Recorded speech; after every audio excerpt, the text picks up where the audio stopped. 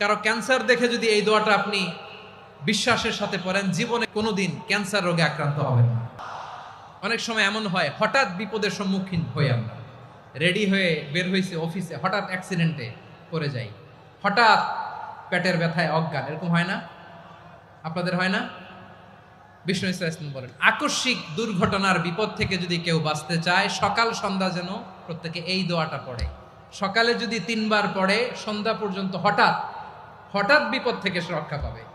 Two be protected from sudden calamity, sudden disaster, sudden calamity, হঠাৎ বিপদ, হঠাৎ ভয়ঙ্কর কোন আকস্মিক বিপদ থেকে আল্লাহ বাঁচায় দিবে। সকালে পড়লে সন্ধ্যা পর্যন্ত প্রোটেক্টেড, সন্ধ্যাবেলায় যদি 3 বার পরে সকাল পর্যন্ত প্রোটেক্টেড। সুবহানাল্লাহ পড়ে।